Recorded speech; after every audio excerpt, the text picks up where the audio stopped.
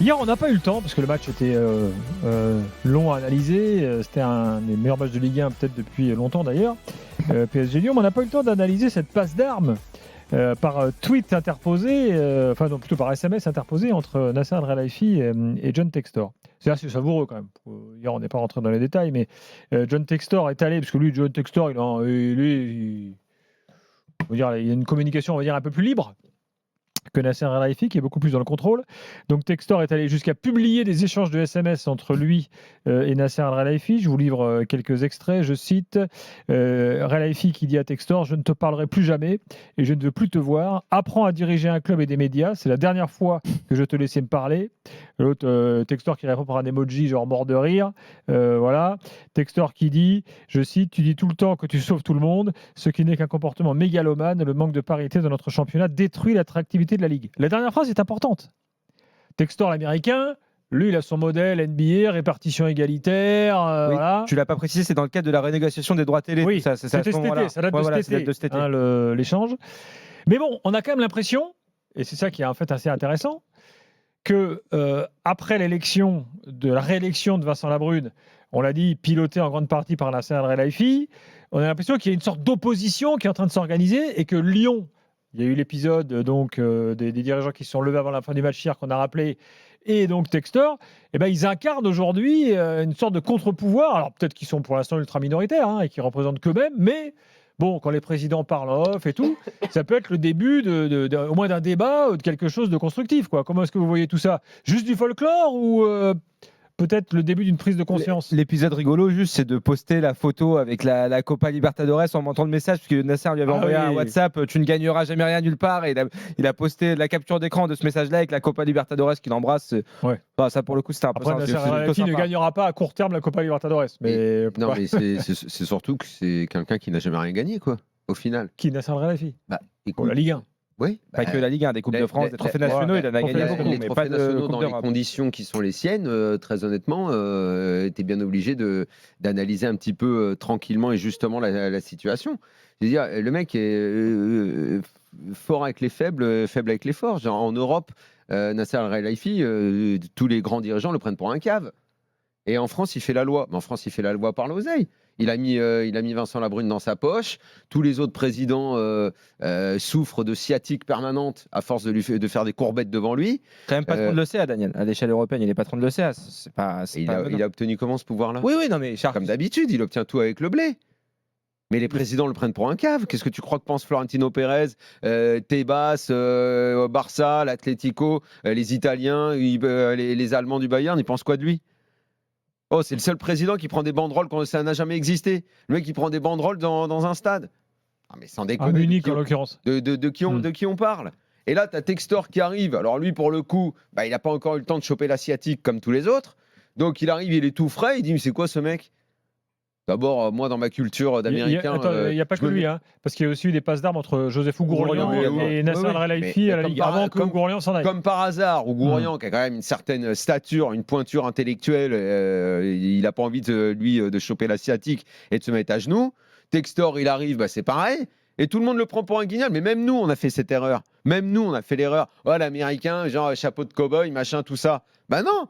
Il défend juste les intérêts de son club et il en a marre de voir qu'il y a un mec là qui se prend pour le king de la Ligue 1, qui est le king de la Ligue 1, parce que tous les larbins se mettent à genoux en permanence devant lui.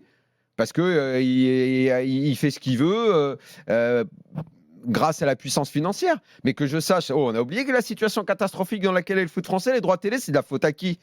C'est de la faute du laquais de Nasser El Khelaifi, à savoir le président de la Ligue, qui est soutenu. Pourquoi il a été réélu, Vincent Labrune? Tous les gens en France contestent la réélection de Vincent Labrune. Tout le public, les médias, tout le monde. Qui l'a soutenu? Qui a fait en sorte qu'il soit réélu en disant à tous les autres présidents qu'il faut voter pour lui? Il n'y a pas que Nasser El Khelaifi, il y a d'autres présidents de club. Tous les autres présidents, parce que l'autre a donné l'ordre. Parce que les intérêts sont là. Enfin, faut dire ce qui est la vérité, ce que tout le monde sait dans le milieu. Alors Flo, CVC, c'est quoi CVC? Il est comment le deal? On va en parler demain, soi-disant, avec ton ami qui vient. Il est comment le deal? On va vraiment en parler. C'est un deal hallucinant qu'on n'a jamais vu. Qui a fait ce deal?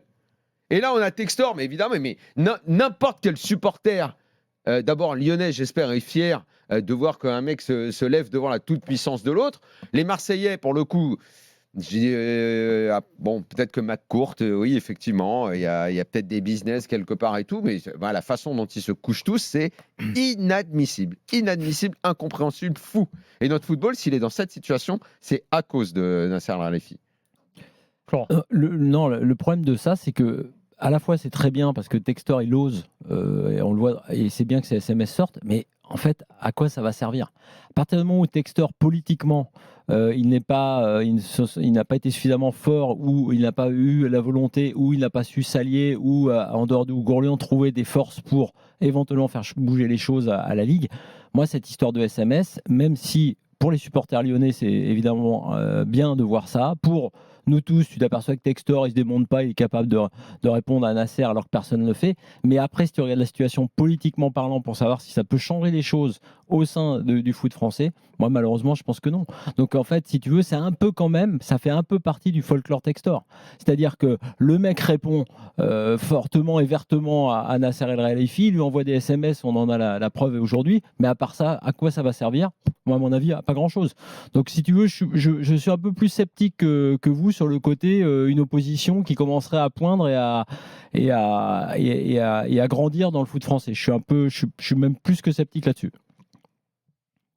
Bon, on continue le débat dans quelques secondes. Christophe va intervenir au 32-16. Et puis, en fait, l'argumentation autour de cette affaire revient toujours. Oui, mais attendez, le Qatar a sauvé le football français.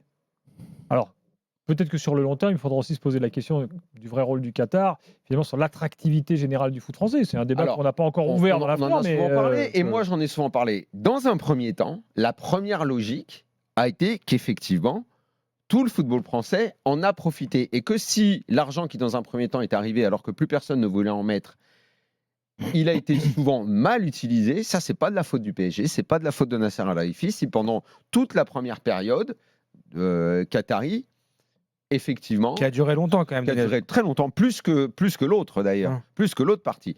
Effectivement, à ce moment-là, je l'ai souvent dit, notamment en 2011 et 2012, et je ne reviens pas là-dessus, Bein est arrivé, ça a été une manne financière dont tout le monde a profité. Ça, c'est une réalité. Et si derrière certains clubs ont fait un peu n'importe quoi, bah, c'est bien de leur faute, c'est pas de la faute du PSG. Sauf que le tournant qui, en fait, s'est amorcé depuis 2 ans, avec l'idée que derrière le combat contre la Super League, pour la réforme de la Ligue des Champions, la pénétration au sein de l'UEFA pour combattre le fair play financier, la mainmise sur la LFP, les droits télé qui se sont cassés la figure, et que, pour le coup, Nasser Al-Khelaifi a contribué parce qu'il a fait croire pendant des mois et des mois que c'est Bein qui mettrait l'oseille, ce qui fait que toute la Ligue, ça les a ralentis dans leur recherche éventuelle d'un autre financier, même à claquer la porte sur le nez de Canal pour dire de toute façon on a Bein avec nous, tout ça, on a Bein avec nous, on a Bein, on fait le dîner à l'Elysée,